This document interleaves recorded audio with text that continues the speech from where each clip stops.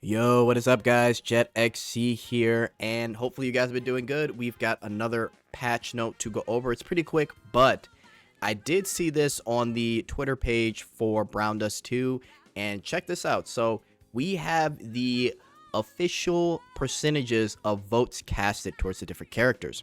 So far, these are the top 5. Check this out. Darian is just about 9% ahead. We'll say about 10%, right? Just to get a whole number ahead of tier. I'm pretty surprised by this. And then from second to third, it's 5%. Fourth and fifth, it's actually pretty close. I was almost sure that tier would be very close to Darian here.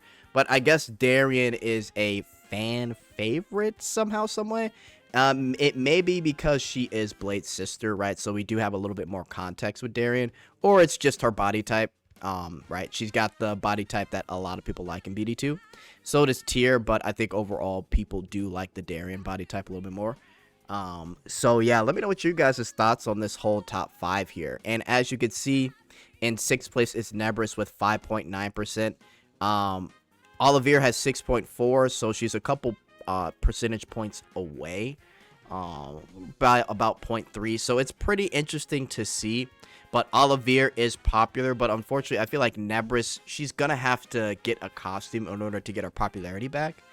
Just because of how much she's kind of lost popularity over time after the summer. And even her office costume, right? So, pretty interesting.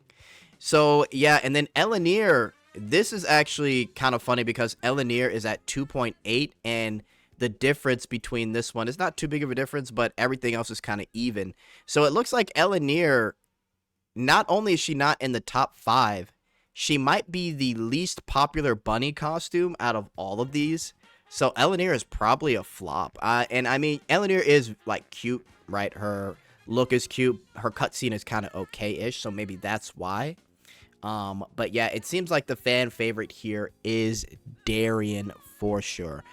And maybe that also has to do with their cutscene too. So yeah, like I said, let me know what you guys think in the comments. Definitely take a look at this and let me know what you think.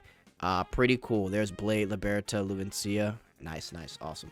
All right, let's take a look at everything else, guys. So we have a pretty short patch note here for you guys.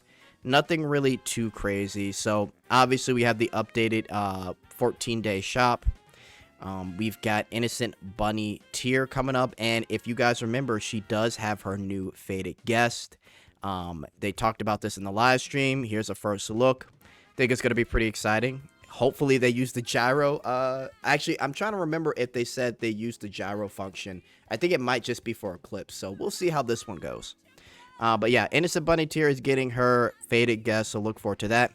Now we have her pickup information. Let's check it out. So we're going to look at +0 and then +5, but she's got a straight line range.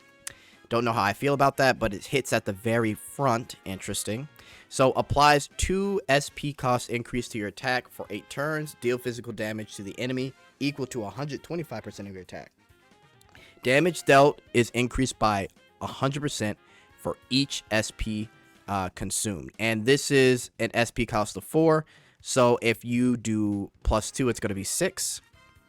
So at +5, this is equal to 275% of your attack. And also for each SP, it's 160. And then obviously you're adding in the potential, so you could kind of do the math there, right? This is going to be 180. So this will be really interesting. This is going to be hitting for, and I'm just doing estimates combined with the 275 and the 180. She's definitely going to be hitting for over 1,000 if you kind of combine all the SP. But we'll see. I'd love to do some tests on tier with both her costumes. I don't want to assume anything right now, but I mean, she's definitely looking. Well, I mean, she already is busted, but it'll be interesting to see how we manage her SP cost, right? So yeah, we'll kind of see. Until then, I don't want to make any assumptions right now when it comes to the costume. But yeah, we've also got her weapon, so typical stuff there.